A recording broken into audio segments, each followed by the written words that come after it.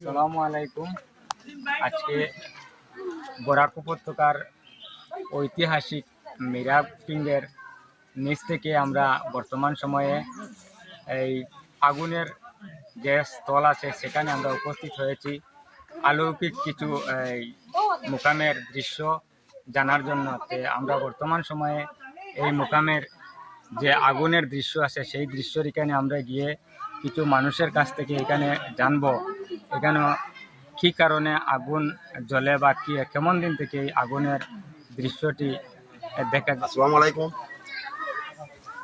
আমার সাংবাদিক ভাই আমাকে প্রশ্ন করায় আমি অত্যন্ত খুশি। আমি অন্তত চেষ্টা করব ঐতিহাসিক মিরাপিং দরগার খাস মোকামের নিচে পাহাড়ের উপর ঝর্ণার উপর কীভাবে পাথরে দিন দিন ধরে আগুন জ্বলছে সেই তথ্য নিয়ে আমি একটু বলার চেষ্টা করছি। আশা করি আমি সত্য, ন্যায়নিষ্ঠ এবং ঐতিহাসিক তথ্য নিয়ে তুলে ধরার আমি চেষ্টা করব। আমি আমার পূর্বদাদের আমল থেকে এই আগুনের দৃশ্য সম্বন্ধে অনেক তথ্য সংগ্রহ করেছি। ওনাদের মুখ থেকে এই আগুন সম্বন্ধে অনেক তথ্য জেনে এসেছি। আমি যতটুকু জানি 1328 খ্রিস্টাব্দে সুদূর ইয়েমেন থেকে শাহজালাল মদদ দিদি যখন সিলেটে আসেন এবং উনার সুযোগ্য 360 আউলিয়া যখন ভারতের বিভিন্ন প্রান্তে ইসলাম প্রদানের উদ্দেশ্যে ছড়িয়ে ছিটে থাকেন, সেই সময়ে আমরা সৌভাগ্যবান বরাকবাসী আমরা পেয়েছিলাম আদম কাচি বদরপুরি, শাহ বদরউদ্দিন এবং মিরাপিং আউলিয়া সো আরো বেশ কয়েকজন আউলিয়া 360 মধ্যে আমাদের বড় উপত্যকায় এসেছিলেন। ওনাদের বিশিষ্টদের মধ্যে একজন মিরাপিং আউলিয়া। উনি সম্ভবত আজকে থেকে প্রায় 300 বছর পূর্বে এই পাঁচগ্রামের অদূরে এই পাহাড়ের চূড়ায় সেখানে বসবাস করেছিলেন, যেটার অনেক তথ্য প্রমাণ বর্তমানে বিদ্যমান রয়েছে। এই মহা জঙ্গলের ভিতরে তিনি কতদিন ছিলেন, তিনি কিভাবে ছিলেন, তার সঙ্গে আর কেউ ছিল কিনা এই সম্বন্ধে তথ্য জানা না গেলেও পরবর্তী সময়ে যতটুকু জানা গিয়েছে উনার সময়েই উনি এই আগুনের প্রচলন করেছিলেন।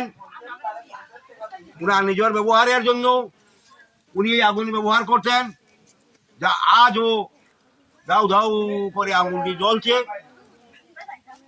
যে আগুনের নিচে রয়েছে সম্পূর্ণ একটি ঝর্ণা, সেই ঝর্ণার উপরে কিভাবে আগুন জ্বলে সেটা অলৌকিকতা ছাড়া আর কিছুই হইতে পারে না। যখন অতিবৃষ্টি হয়, বৃষ্টির মৌসুমে সেই বৃষ্টির অতিবৃষ্টিতেও সেই আগুন নিবার কোনো নাম থাকে না। যে আগুন যেভাবে থাকে সেইভাবে জ্বলতে থাকে, বৃষ্টির পরই আবার সেই আগুন জ্বলে উঠে। আমরা বিশ্বাস করি মিরাপিং আউলিয়া এখানে যতদিন ছিলেন তিনি এই আগুন ব্যবহার করেছিলেন। তিনি এখান থেকে উপরের টিলায় সেখানে বসবাস করেছিলেন। সেখানে উনার একটা বসতি স্থাপনের ব্যবস্থা ছিল। সেই পাথরের উপরে যে পাথরে তিনি সেখানে নামাজ পড়তেন সেখানে রয়েছে বর্তমানেও উনার হাত, পা, কপাল, নাক এবং হাঁটুর দাগ, যেটা আমরা কিছু সময়ের মধ্যে আমার সাংবাদিক ভাইরা দেখবেন এবং আপনাদের সামনে প্রচার করার চেষ্টা করবেন। আমি যতটুকু জানি আজ থেকে 25-30 বছর আগে আসাম বিশ্ববিদ্যালয়ের এক বেশি সংখ্যক গবেষক দল বরাক উপত্যকা সফর করে বিভিন্ন তথ্য সংগ্রহ করেছিলেন। বরাকর ঐতিহ্য নিয়ে ওরা কিছু লেখাপড়া করেছিলেন। ওরা এখানে এসেও গবেষণা চালিয়েছিলেন, কিন্তু এখানের মূল রহস্যটা কি তা ওরা বাইর করতে পারেনি। যদিও কিছু লোক এটাকে ওএনজিসির আগুন জ্বলা বলে প্রচার করে থাকেন, কিন্তু আজকে 1700 বছর যে আগুনের হয়ে গেছে, ওএনজিসির আগুনের ঝিলকি হলে সেটা কি বর্ধিত হয় না, সেটা কি স্থান পরিবর্তন হয় না? অতএব এটাকে সেই ওএনজিসির আগুন বলে কখনো মানি নেওয়া যায় না। এটা যে মিরাবিং আউলিয়ার এটা অলৌকিকতা, তা থেকে আমরা বঞ্চিত হতে পারবো না। আমরা এটাকে সত্য বলে আমরা জানি এবং সেটাকে আমরা আজীবন মেনে নিব। বর্তমানে এখানে জঙ্গল পরিষ্কার করে এখানে কিছু ব্যবস্থা করা হয়েছে মানুষের বসতির জন্য, আসলে মানুষের অবস্থানের জন্য। এখানে প্রচুর মানুষ আসেন, সাক্ষাৎ করেন, আগুন দর্শন করেন। কেউ কেউ আগুনের ফুলকিটাও নিজে শরীরে ব্যবহার করেন, কেউ বা তার নিজের কোনো উদ্দেশ্য নিয়ে পানীয় জল এখানে রাখেন, তেল রাখেন। জানি না কেউ কতটুকু প্রকৃষ্ট হয়, কিন্তু আমাদের একিনার বিশ্বাস, যেহেতু আদম খা কিতাব 360 আউলিয়ার একজন আউলিয়া ছিলেন, নিঃসন্দেহে উনি বহুত শক্তিশালী এবং দিব্যজ্ঞানী ছিলেন। ওনার সর্পঙ্গে যারা আছেন নিশ্চয়ই সবাই কোনো না কোনো উপকৃত হবেন বলিয়া আমি আশাবাদী, এবং ওনাকে আমার তরফ থেকে ওনার আত্মার সদ্গতি কামনা করছি। কিন্তু জানি না উনি বর্তমানে কোথায় কবরস্থ হয়েছেন, কি অবস্থায় আছেন, জানা না থাকলেও ওনার জন্য দোয়া করা আমাদের একান্ত প্রয়োজন। আমি ওনার জন্য দোয়া করছি, আল্লাহ যেন মাগফিরাত দান করে। ধন্যবাদ হাজী নজমুল হাসান।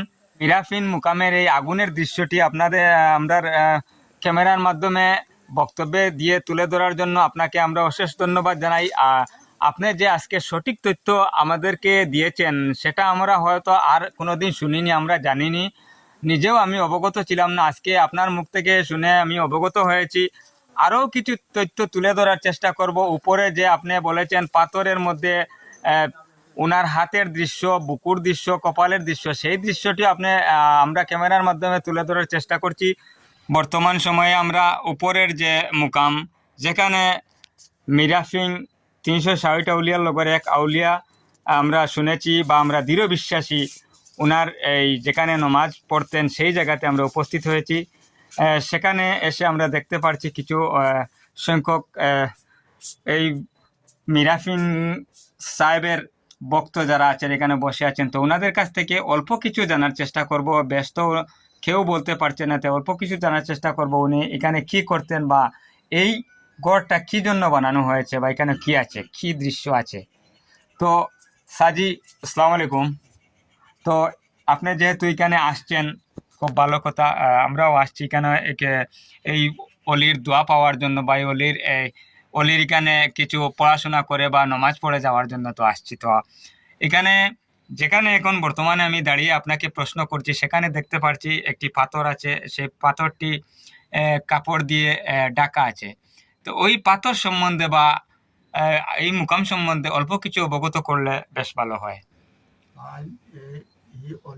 এই জায়গার মাঝে তাই নমাজ পড়িছেন। আচ্ছা, ওই পাথরে তাই নমাজ পড়িছেন। এখনো তান বর্তমানে তান আটুর বা পাওয়ার পাতার চিন্তা আছে, সিন এখনো দৃশ্য আছে পাথরের মধ্যে। পাথরের মধ্যে আছে, তার আঙ্গুলির চান চিন্তা আছে, আর তান পাতা তান সজ্জার জায়গাটা চিন আছে এখনো।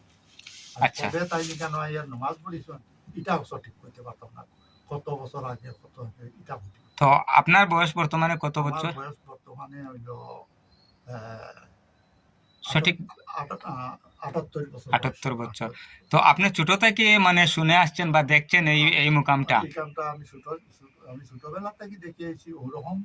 আর আমি আগেও গল্প শুনছি যে আমার বাপ দাদাই বলছেন আছে। মানে আপনি ছোট থাকতে দেখছেন এই আগুনের দৃশ্যটি? ছোট থাকতে আমি দেখছি আগুনের দৃশ্যটি, আমি দেখছি। আমি নিচে তার নমাজ পড়ি, তাই উজু করছেন, এটা আমি ছোট থাকতে দেখছি। আচ্ছা, তো প্রথমে যে ঘরটি আমরা পেয়ে আসছি, প্রথমে ঢুকেও সেখানে কি ছিল? উজুখানা। আচ্ছা, তারপরে এই যে আগুন যেটা, আগুনটা পাইছেন উজু করি। আচ্ছা, আর নমাজ পড়িছেন। আচ্ছা, আরো এর উপরে আর কিছু আছে? এর উপরে আছে তাই টান বাঘর সোয়ার আর টান সোয়ার আসলো বাঘ টান কান খাইছে। আচ্ছা, আর অল্প কিছুক্ষণ আগে এক ভাই বলছেন এখানে গুয়াকুটিয়া গুয়াকুটি খাইবার লাগি একটা টান গুয়াকুটি একটা আছে, আচ্ছা আর বাঘর একটা ফাড়া আছে। আচ্ছা, তো ধন্যবাদ। এখানে টান বাঘর ফাড়া আছে আর নিচে গুয়াকুটি আছে। এখানে এই মীরা সিং সাহেবে এখানে এই পাথরের উপর পাও দিয়ে যেখানে বসে নামাজ পড়তেন সেই দৃশ্যটি আপনাদের সম্মুখে তুলে ধরছি। আচ্ছা, ওই এখানে মীরা সিং সাহেব গুয়াকুটিয়া খাইছেন, এখানে এই দৃশ্যটি এখনো বিদ্যমান আছে। তো সেই দৃশ্যটি আপনি আমাদেরকে অবগত করার জন্য আমরা আপনাকে অশেষ ধন্যবাদ জানাই। আর কি অলৌকিক কিছু আছে এখানে বলতে পারবেন? ঠিক আছে, ওইখানেও তাই গুয়াকুটিয়া খাইতা, ওইখানে এত বড় পাথরে একটি গর্ত, সেই গর্তের মধ্যে এই মীরা সিং সাহেব গুয়াকুটিয়া খাইতা, সেটা দোকানের জন্য আপনাকে ধন্যবাদ। আর কি কোনো দৃশ্য আছে? আচ্ছা, ধন্যবাদ। আপনি এই চিত্রগুলি আপনি তুলে ধরার জন্য আমি আপনাকে অশেষ ধন্যবাদ জানাই। আপনি যেন কেন নিশ্চয় স্থানীয় মানুষ হওয়ার কারণে আপনি এই দৃশ্যটি তুলে ধরতে পারছেন, নাইলে তো কেউ তোই পারবে না। ওইখানে কি বাঘ? আচ্ছা, বাঘের ফাওয়ের এখানে চিহ্ন। আচ্ছা, সেই চিহ্নটি তুলে ধরার জন্য আপনাকে ধন্যবাদ জানাই। আপনার নাম? আপনি এখানে স্থানীয় বাসিন্দা? আপনি এখানে প্রতিদিন মানুষ এইভাবে ভিড় জমায়েত হননি না? বৃহস্পতিবারে বেশি হয় আর রবিবারে বেশি হয়, অন্যদিন কম হয়। আচ্ছা আচ্ছা, ধন্যবাদ আপনাকে। কোনো দিন আবার বেশি হয়। আচ্ছা আচ্ছা, ঠিক আছে। আর কি কোনো উপরে আর কি কোনো দৃশ্য আছে? মানে যেটা আপনার দেখাচ্ছেন সেটাও শেষ দৃশ্য? এই মুকামগড়ের যে দৃশ্যটি আমি আপনাদের সম্মুখে তুলে ধরছি, বর্তমান সময়ে দেখা গেছে এই মুকামগড়টি প্রায় ড্যামেজ হয়ে গিয়েছে। বর্তমানে বিভিন্ন জায়গা দেওয়াল বা ডালাই যেগুলো আছে সেইগুলা বর্তমানে ভেঙে পড়ে যাচ্ছে। সেইগুলি সরকারি যারা বর্তমানে বিধায়ক কিংবা পঞ্চায়েত যারা সরকারি ঊর্ধ্বতন কর্তৃপক্ষ যারা আছেন তাদের নজরে আনছি, যাতে এই মুকাম গৃহটি, উপরের মুকাম গৃহটি মেরামত করার চেষ্টা করার জন্য আপনাদের কাছে আমি অনুরোধ রাখছি। যদি এই মুকাম গৃহটি উপরের শীঘ্রই মেরামত করা না হয়, তবে যে কোনো সময় এটা ভেঙে পড়ে সাধারণ মানুষ বা অলি প্রেমিক যারা উপরে উঠে আসেন তাদের কোনো ক্ষয়ক্ষতি হওয়ার সম্ভাবনা রয়েছে। তাই আমি অনুরোধ রাখবো এই মুকাম গৃহের যে ভবনটি আছে সেই ভবনটি শীঘ্রই মেরামতের জন্য হাইলাকান্দি জেলাশাসক সহ স্থানীয় বিধায়ক হাজী নিজামুদ্দিন এবং অন্যান্য যারা রাজনৈতিকবিদ, অরাজনৈতিকবিদ, যারা সমাজসেবী, যারা অলির দরবারে বা অন্যান্য মুকাম মসজিদ মাদ্রাসায় দান করেন, তাদের দৃষ্টি আকর্ষণ করে বলছি সেটা শীঘ্রই মেরামত করে দেওয়ার জন্য। কারণ এই মুকামটি মেরামত করে দিলে আল্লাহর কাছে সওয়াবের মালিক হবেন বলে আমি দৃঢ় বিশ্বাসী। প্রথমে আমরা মধ্যে যেখানে আগুনের দৃশ্য, সেই দৃশ্যটি আমরা তুলে ধরছি বা নিজেও জানছি, আপনাদেরকেও জানানোর চেষ্টা করছি। তারপর উপরের যে মুকাম আছে সেই মুকামে গিয়ে সেই মুকামের দৃশ্য তুলে আনছি ভিডিওর মাধ্যমে। এখন বর্তমানে শেষ প্রান্তে, অর্থাৎ যেখানে এই মীরা সিং সাহেব উজু পড়তেন সেই জায়গাতে আমরা